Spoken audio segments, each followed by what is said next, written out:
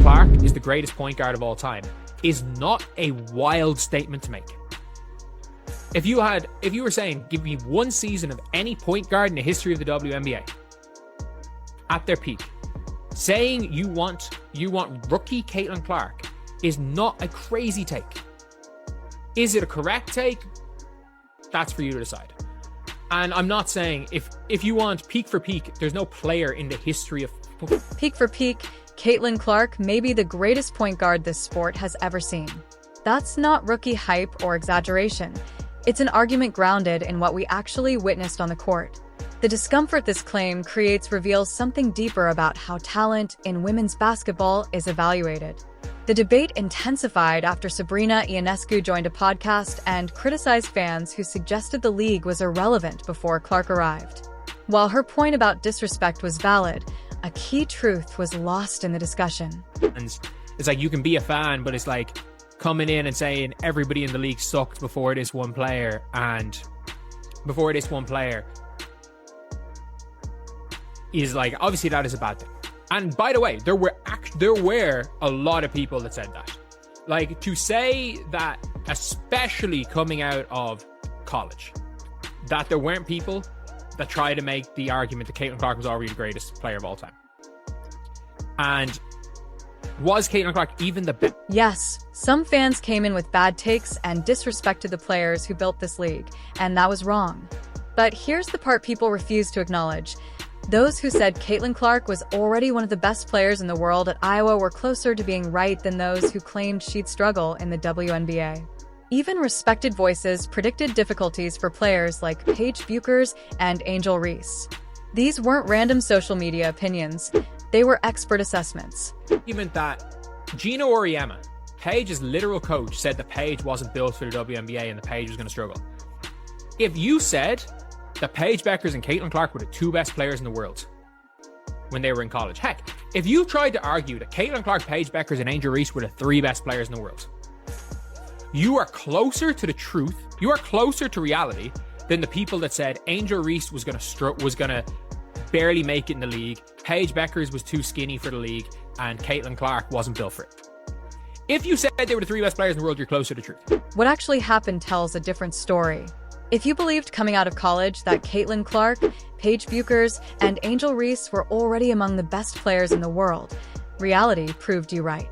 Clark finished fourth in MVP voting as a rookie while injured for much of the season. Paige looked elite whenever healthy. Angel set the rookie rebounding record. Clark wasn't the 2024 MVP. Aya Wilson and Nafisa Collier earned that, but context matters, especially in her first 10 games. But was she the best player? The season is a 40-game season, not a 30-game season. So, yeah.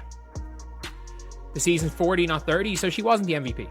But I think I know she finished fourth in MVP voting. How Stewie finished ahead of her in MVP voting 2024 is beyond me. She was very clearly the third best player that year. Fee and Aja, over the course of the season, yeah, sure. Over the course of the entire season.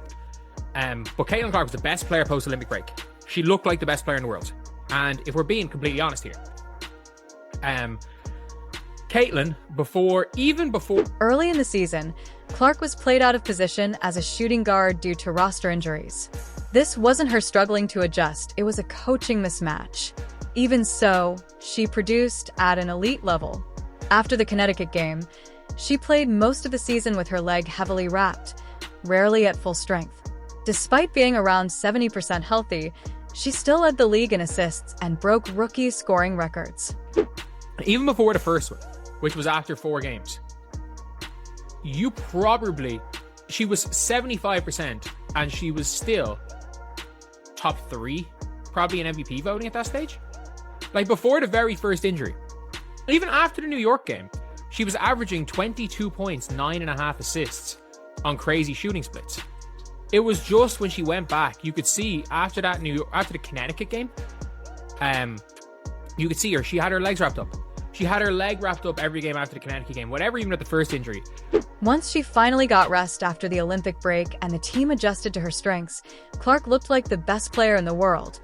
Not the best rookie, the best player.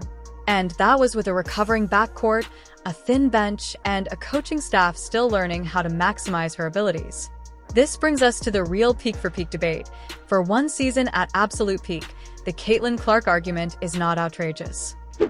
If you were saying, give me one season of any point guard in the history of the WNBA at their peak, saying you want rookie Caitlin Clark is not a crazy take. Is it a correct take? That's for you to decide.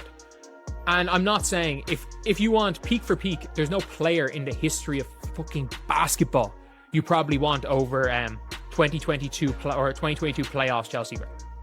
Like that is a fact. Like what Chelsea Gray did in those playoffs is just was madness. But if we're being completely honest here, is there a clear season where Sue Bird or Sabrina Ionescu were definitively better than rookie Caitlin Clark? That's a legitimate discussion. The only point guard with an undeniable higher peak may be Chelsea Gray's 2022 playoff run. But for a full regular season, injured and out of position, Clark's rookie year belongs in the conversation for the greatest point guard season ever.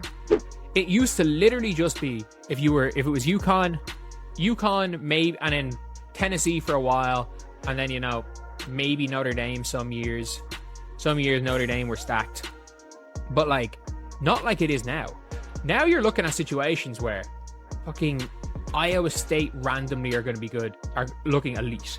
Iowa are looking solid. You're looking maybe at 15 teams who, on any given day, could beat the number one ranked team in the nation. And that's not a will. That's not they're better, to say, UConn aren't still the best. They might be. But Texas, this Texas team look absolutely insane. And there's so many teams, so many players that are really, really good. And by the way, we've seen it from drafts. You don't have to go to one of these top schools to be the best player. You don't have to. You have genuinely got really, really good players, maybe not mid-majors because of the transfer portal, and you have to do 4 years, players that may... This isn't about disrespecting legends. It's about recognizing evolution.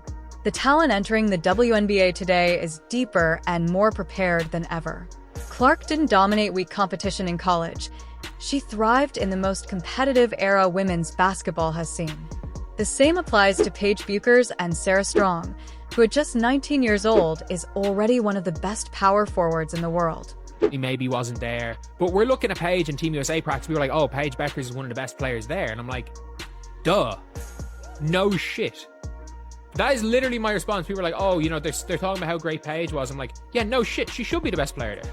She should be the best guard there. Maybe Jackie Young.